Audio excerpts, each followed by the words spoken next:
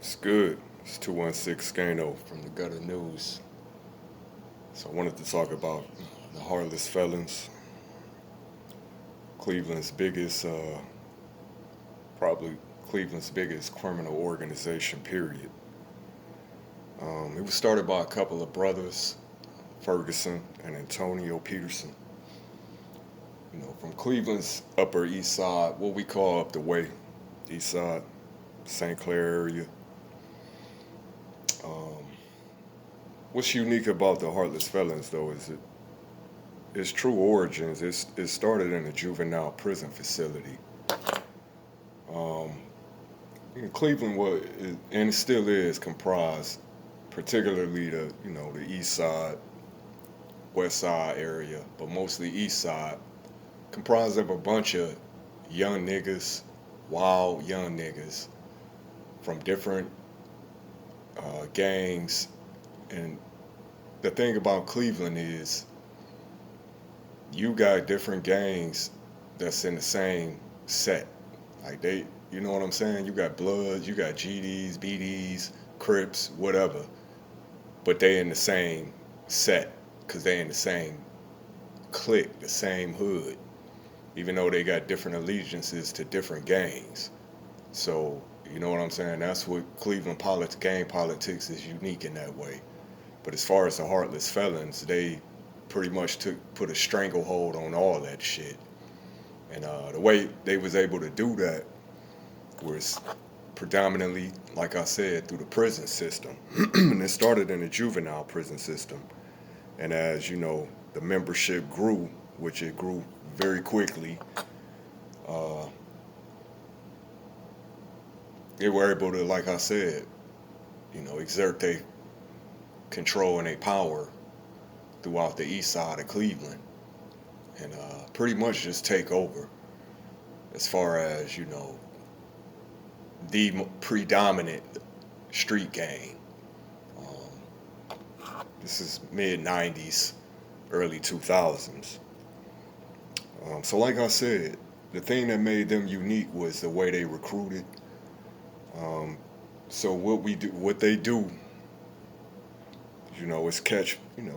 You could be from wherever, uh, whatever gang or set you was on. It didn't matter. When you got locked up, you catch a case and you went into the, Ohio prison system because they pretty much took over Ohio's prison systems, and that's how they became the most predominant gang in Cleveland. So you get locked up. Remember, they pressing you. If you ain't nobody from nowhere, you getting pressed by the felons, and you know, extortion was one of their main methods. So you either gonna work for the gang, pay the gang for protection, or you was just food. So in that way, they was able to flip and recruit a lot of members very fast. You know what I'm saying? And the population, in a matter of, man, I say 5 years, Heartless Felons took over pretty much the entire Ohio prison system. You know what I'm saying? I'm talking gang of out of Crips, Blood, no, because like I said, Cleveland in the first place, even though it's all type of gangs here, we don't abide by no particular set of politics. It's about hoods, it's about cliques in Cleveland. Um, so like I said, the felons was, linked up with a lot of different sets and gangs throughout the east side of Cleveland and pretty much made it a conglomeration. So when niggas got locked up, they was automatically, you know what I'm saying? You caught a case, you went to the system. If you wasn't linked in with the felons, you had a hard time. You know what I'm saying? Flat out. You was getting extorted, you was getting beat, you was getting killed. So like I said, they was also affiliated with a organization we're gonna call the 7-9 All Gang. And I had spoke on that not too long ago about how they all got swept up in that federal indictment just based off cell phone activity. But that's a whole nother story. But like I said, so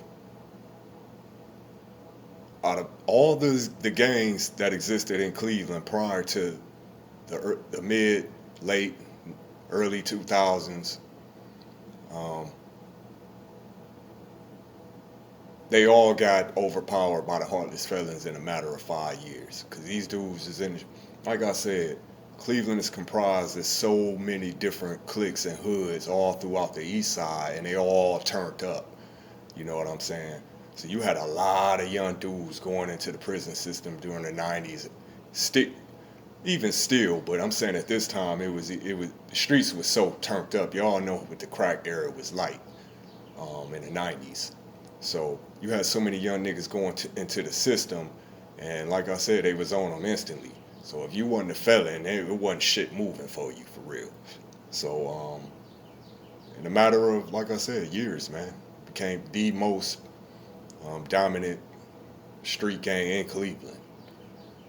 And, you know, the thing about that though, that in the end, became their undoing, is because you got so many members that really had no true affiliation to the felons. They joined because they really had no options. Like I said, you get caught in the system, or you live in a particular neighborhood and you in the streets and you trying to make plays. They running all that shit. So you either gonna get down or you gonna get on. So